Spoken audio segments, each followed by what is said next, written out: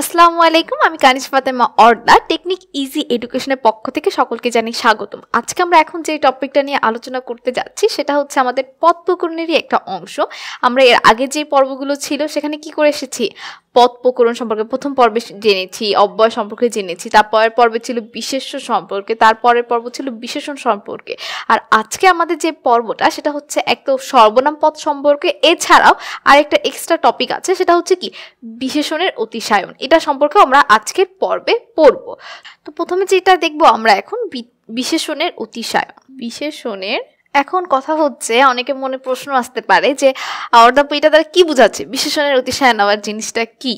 মূলত যে সকল বিশেষণ পদ দ্বারা এক বা একাধিক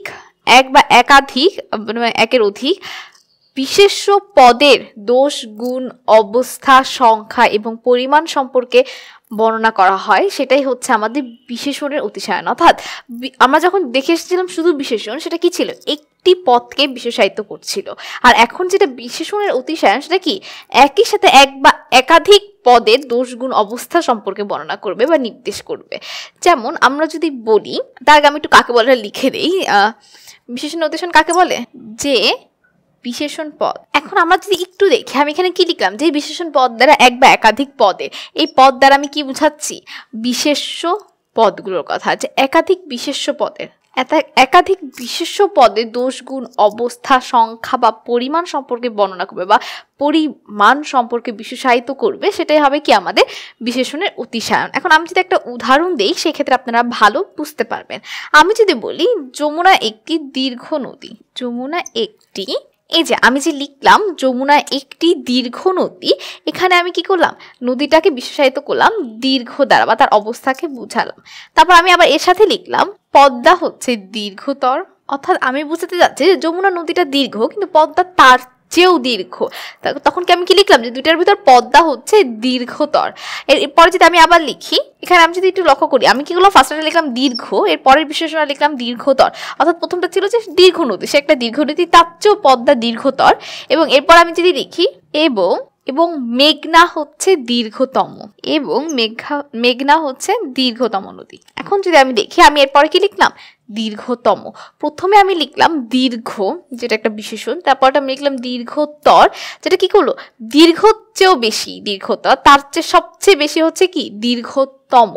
অর্থাৎ আমি যখন কি করলাম, একটি যে বিশেষণ পদগুলো দ্বারা বিশেষ্য পদ নদী একটা বিশেষ্য, তার কি করছে, দোষ, গুণ, অবস্থা সম্পর্কে বা পরিমাণ সম্পর্কে বলছে, কিন্তু একটির চেয়ে আরেকটি বেশি বলছে, তাই না? এরকম যখন পার্থক্য করে বলা হবে, সেটাই দ্বারাই আমাদের বিশেষণের অতিশায়নটাকে বোঝানো হবে। তো আশা করি সবাই বুঝতে পারছে যে আমাদের বিশেষণের অতিশায়ন জিনিসটা কি আসলে। তো আমাদের যে বিশেষণের অতিশায়ন, সেটাকে বাংলার ক্ষেত্রে একভাবে করতে হয়, তৎসমের ক্ষেত্রে একভাবে করতে হয়। তো আমরা একটি ছকের মাধ্যমে এখন দেখব যে আমরা বাংলার বিশেষণের অতিশায়নটা কিভাবে ঘটাবো এবং তৎসম শব্দের ক্ষেত্রে বিশেষণের অতিশায়ন কিভাবে করব। তো এখন আমরা সেই পার্থক্যটা দেখব। তো আমাদের যে বিশেষণের অতিশায়ন, সেটাকে আমরা দুইটা ভাগে ভাগ করতে পারি, তাই না? বাংলা শব্দের অতিশায়ন, আর একটা হচ্ছে কি তৎসম শব্দের অতিশায়ন। তো আমাদের যে বাংলা শব্দের অতিশায়ন, সেটা আমরা 4 ভাবে করতে পারি, আবার তৎসম শব্দের যে অতিশায়ন, সেটাকে আমরা 4 ভাবে করতে পারি। তো আমরা এই জন্য একটা ছকের মাধ্যমে দেখাচ্ছি, দুই পাশে দুটো আমরা লিখে ফেলবো একসাথে। তো এটার 1 নাম্বারটা যদি আমরা বলি, যে বাংলা শব্দের অতিশায়নের ক্ষেত্রে যদি দুয়ের মধ্যে বোঝানো হয়, যে রহিম করিম দুজনের মধ্যে কোনো অতিশায়ন যদি করতে চাই, আমরা দুয়ের মধ্যে যে অতিশায়নটা হয়, সেই জন্য আমাদের কি কি শব্দ ব্যবহার করতে হয় সেটা আমরা একটু দেখব। থেকে, হতে, চাইতে। যদি আমরা দেখি বাংলা শব্দের অতিশায়নের ক্ষেত্রে আমরা যদি দুটি শব্দের মধ্যে করতে চাই, সেক্ষেত্রে থেকে, হতে, চাইতে, চেয়ে, হইতে, অপেক্ষা ইত্যাদি যুক্ত করে দুটির মাঝে আমরা দুটি শব্দের মধ্যে অতিশায়নটা ঘটিয়ে থাকি। অর্থাৎ বলা হচ্ছে যে থেকে, হতে, চাইতে, চেয়ে, হইতে, অপেক্ষা ইত্যাদি আমরা দুটি পদের অতিশায়নে ব্যবহার করে থাকি। আর এরপর আমরা দেখব তৎসমের ক্ষেত্রে আমরা কি ব্যবহার করে থাকি। তৎসমের ক্ষেত্রে মূলত তর প্রত্যয় যুক্ত করতে হয়, অর্থাৎ তর প্রত্যয় যুক্ত করে আমরা দুটি শব্দের অতিশায়ন করে থাকি। যেমন আমি যদি বলি করিম রহিম থেকে ভালো, অর্থাৎ দুজনই ভালো, কিন্তু করিম বেশি ভালো রহিম থেকে। তো আমি থেকে যুক্ত করে কি করলাম, বাংলা শব্দের অতিশায়ন ঘটাচ্ছি। আবার আমি বললাম যে এটা হতে সেটা ভালো, অর্থাৎ কি দুইটি ভালো কিন্তু এটার চেয়েও আরেকটা ভালো। তো এরকম আমরা দেখছি বাংলা শব্দের অতিশায়ন ঘটাতে হলে আমরা মাঝে কি শব্দ ব্যবহার করি, থেকে, হতে, চাইতে, চেয়ে, হইতে, অপেক্ষা ইত্যাদি। আর তৎসম শব্দের অতিশায়নটা আমরা একটু আগে দেখে এসেছিলাম যে আমরা কি বললাম, দীর্ঘ, যমুনা নদী দীর্ঘ নদী, আর পদ্মা তার চেয়ে দীর্ঘতর। অর্থাৎ তখন আমরা কি করলাম, শব্দের সাথে তর প্রত্যয় যুক্ত করে আমরা দুটি শব্দের অতিশায়ন করে থাকি। এখন আমরা দেখবো 2 নাম্বার যে পয়েন্টটা, যে যদি একের অধিক শব্দ থাকে সেই ক্ষেত্রে, অর্থাৎ দুয়েরও অধিক শব্দ, অনেকগুলো শব্দের মধ্যে এক বোঝাতে হলে সেই ক্ষেত্রে আমরা কোন অতিশায়নটা ব্যবহার করে থাকি। অনেকগুলো শব্দের যদি অতিশায়ন হয়, সেখানে আমরা যে সকল শব্দ ব্যবহার করে থাকি সেটা এখন আমরা নিচে লিখে দেবো। যে অনেকগুলো শব্দের অতিশায়নের ক্ষেত্রে আমরা, অর্থাৎ যখন আমরা অনেকগুলো শব্দের অতিশায়ন করি সেক্ষেত্রে আমরা সবচেয়ে, সবচাইতে, সব থেকে, সর্বাপেক্ষা এবং সর্বাধিক এই শব্দগুলো যুক্ত করে থাকি। আর আমরা এখন দেখব যে আমরা তৎসম শব্দের অতিশায়নের ক্ষেত্রে কি যুক্ত করি, তম প্রত্যয় যুক্ত করে থাকি। এখন আমরা 3 নম্বর পয়েন্টটা দেখব, যে 3 নম্বরের পয়েন্টে যদি আমরা এই যে বাংলা শব্দের অতিশায়নের ক্ষেত্রে কোনো কিছুতে অনেক বেশি জোর দিয়ে কোনো অতিশায়ন করতে চাই, অনেক বেশি জোর বুঝিয়ে কোনো অতিশায়ন ঘটাই, সেই ক্ষেত্রে আমরা কোন শব্দগুলো যুক্ত করে থাকি। তো জোর দিয়ে যদি অতিশায়ন বুঝাই, জোর দিয়ে অতিশায়নে আমরা যে সকল শব্দ ব্যবহার করে থাকি সেগুলো হচ্ছে অনেক, বেশি, অল্প, কম। অর্থাৎ কি আমরা যখন কোনো একটা অতিশায়ন, বাংলা শব্দের অতিশায়ন ঘটানোর সময় জোর দিয়ে কোনো কিছু বুঝাতে চাই, যেটা অল্প, বেশি, অনেক, কম, অধিক, অধিকতর, এই ইত্যাদি শব্দগুলো যুক্ত করে আমরা বেশি জোর দিয়ে বাংলা শব্দ অতিশায়নটা ঘটিয়ে থাকি। এবার আমরা দেখব তৎসম শব্দের অতিশায়নের ক্ষেত্রে। তো আমরা দেখতে পাচ্ছি ইয়স এবং ইষ্ঠ, যখন আমরা দুয়ের মধ্যে বুঝাবো, যখন আমরা দুয়ের মধ্যে কোনো কিছু বুঝাবো সেক্ষেত্রে আমরা ইয়স ব্যবহার করে থাকি, এবং একাধিক বুঝালে সেই ক্ষেত্রে আমরা ইষ্ট ব্যবহার করি। অর্থাৎ কি আমরা যেমন তম প্রত্যয় কোথায় যুক্ত করে থাকি, দীর্ঘতর দুয়ের মধ্যে, এবং অনেকগুলোর মধ্যে একাধিক শব্দের অতিশায়নে দীর্ঘতমটা ব্যবহার করি, অর্থাৎ তম প্রত্যয় যুক্ত করি। আর এই ক্ষেত্রে আমরা যদি দেখি, আমরা যখন দুটি পদের মধ্যে অতিশায়ন ঘটায় সেক্ষেত্রে বাংলা শব্দে কি থেকে, হতে, চাইতে, চেয়ে, হইতে, অপেক্ষা ইত্যাদি শব্দ যোগ করে ফেলি। আর যখন আমরা দুয়েরও অধিক, একাধিক শব্দের মধ্যে অতিশায়নটা করি সেক্ষেত্রে অনেকগুলো শব্দের অতিশায়নের ক্ষেত্রে সবচেয়ে, সবচাইতে, সব থেকে, সর্বাপেক্ষা, সর্বাধিক এইগুলো যুক্ত করে থাকি।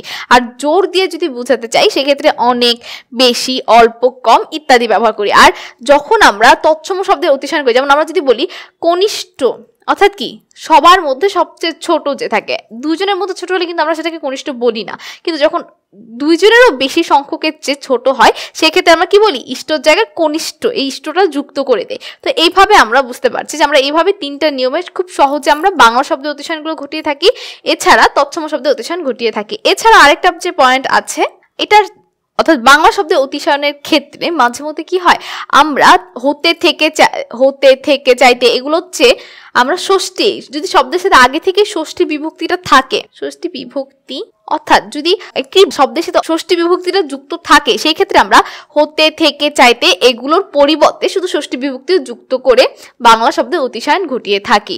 তো আশা করি আমরা এর মাধ্যমে বিশেষণের যে অতিশায়নগুলো হয়ে থাকে বাংলা শব্দের ক্ষেত্রে, যে 3টা নিয়মে হয়ে থাকে, তৎসম শব্দের ক্ষেত্রে যে 3টা নিয়মে হয়ে থাকে সেগুলো ভালো মতোই বুঝতে পেরেছে। আর এছাড়াও কি হতে থেকে চাইতে জায়গায় যদি কখনো কোনো শব্দের সাথে অলরেডি ষষ্ঠ বিভক্তি যুক্ত থাকে সেই ক্ষেত্রে কি হয়, আমরা এর মাধ্যমেও ষষ্ঠ বিভক্তি যুক্তের মাধ্যমে বাংলা শব্দের অতিশায়নটা ঘটিয়ে থাকি। তো এখন আমরা দেখব আমাদের সর্বনাম পদ সম্পর্কে।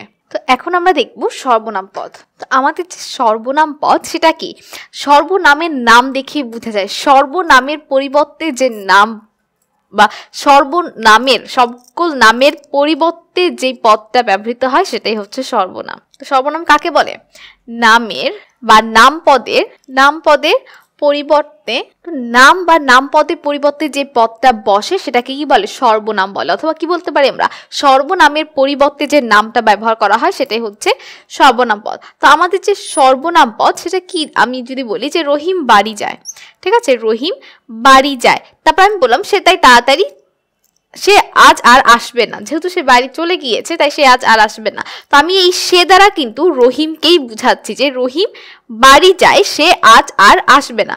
তো আমি রহিমের পরিবর্তে সে ব্যবহার করেছি, আর সেটাই হচ্ছে কি সর্বনাম। অর্থাৎ নাম বা নাম পদের পরিবর্তে যে পদটা ব্যবহার করা হয় সেটাই কি হয়, সর্বনাম পদ হয়। এখন আমরা দেখব আমাদের সর্বনাম পদ কয় প্রকার। মূলত সর্বনাম পদ 10 প্রকার। সর্বনাম পদ 10 প্রকার। সর্বনাম পদ 10 প্রকার। এই 10 প্রকারগুলো যে প্রকারভেদগুলো সেগুলো আমরা এখন দেখব। তো তার আগে একটু বলে নেই, আমাদের যে সর্বনাম পদ তার যে 10টা প্রকারভেদ আছে তার ভিতর কিন্তু কিছু প্রকারভেদ আছে যেগুলো দ্বারা দূরের জিনিস বোঝাচ্ছে, কিছু প্রকারভেদ আছে যেটা দ্বারা কাছে কোনো কিছুর পরিবর্তে বসছে। তো সর্বনাম পদ যে 10 প্রকার, সেই 10 প্রকারের প্রকারভেদ এবং তাদের প্রত্যেকটি যখন উদাহরণ আমরা দেখব সেক্ষেত্রে আমরা সর্বনাম পদ খুব সহজেই বুঝতে পারবো। তো আমরা দেখতে পাচ্ছি আমাদের যে সর্বনাম পদ 10 প্রকার তার ভিতর প্রথম 5টা।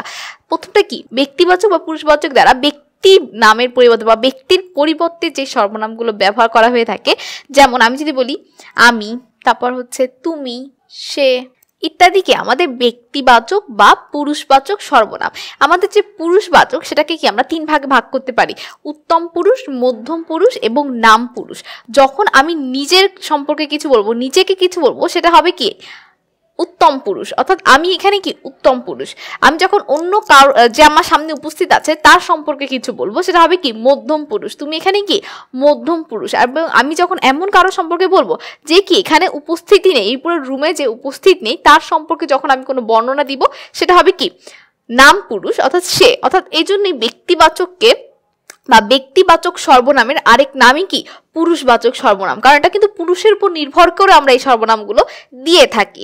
এরপর যদি আমরা দেখি আত্মবাচক সর্বনাম পদ। আত্মবাচক সর্বনাম পদ হচ্ছে সে সকল সর্বনাম পদ যেটা দেয় স্বয়ং নিজেকে বা নিজ আত্মকে, নিজেকে বা স্বয়ং নিজেকে যখন বোঝানো হয়ে থাকে সেটা হচ্ছে কি আত্মবাচক। যেমন আমি যদি বলি নিজ, এই যে আমি যে বললাম নিজ, স্বয়ং বা নিজে, আমি নিজের আত্মকে বোঝাচ্ছি, সেটাই কি আত্মবাচক সর্বনাম পদ। এরপর যদি আমি দেখি সামীপ্যবাচক সর্বনাম পদ, আর এরপরটা হচ্ছে দূরত্ববাচক সর্বনাম পদ। দুটাকে আমরা একসাথেই শিখবো।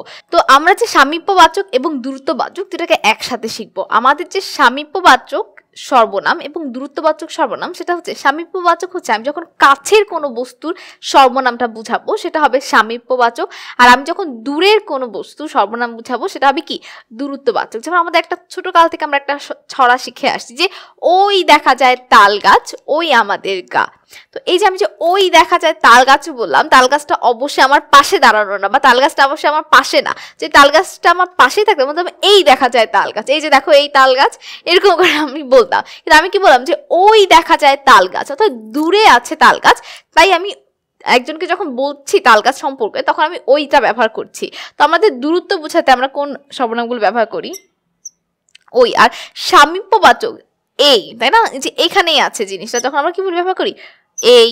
আর দূরত্ববাচক বোঝানোর ক্ষেত্রে আমরা কোনটা ব্যবহার করে থাকি, দূরত্ববাচকের ক্ষেত্রে আমরা যে অর্থাৎ দূরের কোনো বস্তুর সর্বনাম হিসেবে আমরা যেই সর্বনামগুলো ব্যবহার করে থাকি সেগুলোকে কি বলে দূরত্ববাচক সর্বনাম পদ বলে। সাকুল্যবাচক সর্বনাম পদ হচ্ছে সে সকল সর্বনাম পদ যেটা দ্বারা সকল কিছুকে একত্রে কোনো কিছু সর্বনাম যখন বোঝায়, অর্থাৎ সব, সকল, সব, সকল, সবগুলো ইত্যাদি, এগুলো কি সাকুল্যবাচক সর্বনাম পদ। এখন আমরা দেখব বাকি যে 5টি আমাদের সর্বনাম পদ আছে। এখন আমরা দেখব আমাদের বাকি যেই 5টা সর্বনাম পদ আছে। প্রথমটা কি দেওয়া আছে, প্রশ্নবাচক।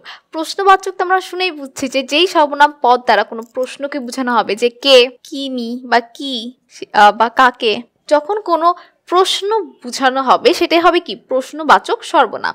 অনির্দিষ্ট জ্ঞাপক বোঝাতে কি, যখন আমরা কোনো কিছুকে একটা অনির্দিষ্ট বোঝাবো, যে কেউ কেউ এখানে এসেছে, এই যে কেউ কেউ এসেছে, কারা এসেছে এটা কিন্তু আমি নির্দিষ্ট করে বলিনি, বা কেউ কেউ এখানে যাবে। তো এইরকম যে যখন আমি কোনো অনির্দিষ্ট করে কাউকে কোনো কিছু বুঝাবো বা অনির্দিষ্ট কোনো সর্বনাম ব্যবহার করব সেটাই হবে কি অনির্দিষ্ট জ্ঞাপক সর্বনাম। যেমন আমি যদি বলি কে কে বা কেউ কেউ, সেগুলো কি হবে অনির্দিষ্ট জ্ঞাপক সর্বনাম, অর্থাৎ নির্দিষ্ট করে আমি বুঝাচ্ছি না যে কাদের বোঝানো হচ্ছে।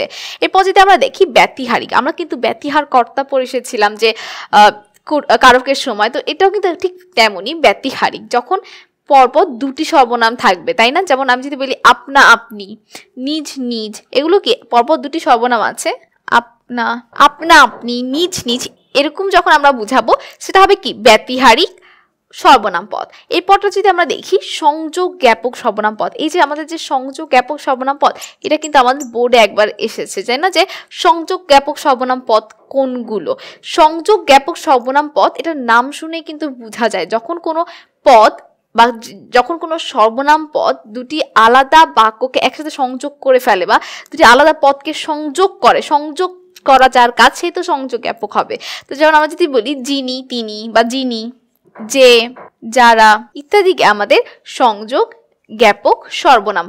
এখন আমরা যদি দেখি অন্যদিক বাচক বা অন্যদিবাচক কি, যখন অন্য কোনো বা অপর কোনো কিছুকে বোঝানো হয় যে সর্বনাম পদ দ্বারা, সেটা হচ্ছে কি অন্যদিবাচক সর্বনাম পদ। যেমন আমি যদি বলি, আমি যখন বললাম অপর, অন্য, অন্যরা, এগুলো কি সবগুলোই হচ্ছে আমাদের অন্যদিবাচক সর্বনাম পদ। অর্থাৎ আমরা যখন অন্য কোনো কাউকে বোঝানোর জন্য যে সর্বনাম পদগুলো ব্যবহার করে থাকবো সেটাই হবে অন্যদিবাচক সর্বনাম পদ। তো আশা করি এই যে আমাদের 10 প্রকার সর্বনাম পদ, এই 10 প্রকার সর্বনাম পদ নিয়ে কারো কোনো সমস্যা হবে না। আমাদের 10 প্রকার সর্বনাম পদের ভিতর এই যে আমাদের প্রশ্নবাচক, যেটা দ্বারা প্রশ্ন বোঝানো হয়ে থাকে, অনির্দিষ্ট জ্ঞাপক, যেটা দ্বারা অনির্দিষ্ট কোনো কাউকে সর্বনাম পদ বুঝে থাকে, ব্যতিহারিক কি, যখন আমরা পরপর দুটি সর্বনাম পদ ব্যবহার করে থাকি, আপনা আপনি, নিজ নিজ। তারপর আমি যদি বলি সংযোগ জ্ঞাপক কি, যিনি, যে, যারা, এটা কি আমরা সংযোগ করতে যে সর্বনামগুলো ব্যবহার করে থাকি সেটাই সংযোগ জ্ঞাপক। অন্যদিবাচক কি, যখন অন্য কাউকে বা অপর কাউকে বোঝানোর জন্য আমরা যে সর্বনামগুলো ব্যবহার করে থাকি সেটাই হবে কি অন্যদিবাচক সর্বনাম পদ। এছাড়াও আমরা তো এর আগের যে 5টা ছিল, ব্যক্তি বা পুরুষবাচক সর্বনাম পদ ছিল, তারপর এছাড়া সামীপ্যবাচক, কাছের কোনো কিছু, যেমন এই যে, এই বা এ বা এরা, এরকম যখন আমরা কাছের আশেপাশে কাউকে যখন বোঝানোর জন্য আমরা যে সর্বনামটা ব্যবহার করি সেটা হচ্ছে সামীপ্যবাচক। আর আমরা যখন দূর, যেমন ওই দেখা যায় তাল গাছ, অর্থাৎ কি ওই সব, মানে দূরের কোনো কিছু যখন আমরা বুঝাতে চাবো সেটা হবে কি দূরত্ববাচক। তো এইভাবে কিন্তু আমরা খুব সহজে আমাদের যে 10 প্রকার সর্বনাম পদ, এটাও কিন্তু পরীক্ষার হলে আসে যে সর্বনাম পদ কয় প্রকার, উত্তর কি হবে 10 প্রকার। তো আমরা কিন্তু এই 10 প্রকার সর্বনাম পদ খুব সহজেই এই পর্বটির মাধ্যমে মনে রাখতে পারবো। তো আশা করি আজকে যারা এই পর্বটি দেখেছে তাদের আর কোনো পদ প্রকরণের সর্বনাম পদ নিয়ে কোনো সমস্যা হবে না। সকলকে ধন্যবাদ এতক্ষণ আমাদের সাথে এই পর্বটি দেখার জন্য, এবং পরবর্তী যে পর্বগুলো আসবে, বিশেষ করে পরের পর্বটা তো খুবই গুরুত্বপূর্ণ একটি পর্ব, ক্রিয়াপদ। তো পরের যে পর্বগুলো আছে সেগুলো দেখার আমন্ত্রণ রইল। আসসালামু আলাইকুম, আল্লাহ হাফেজ।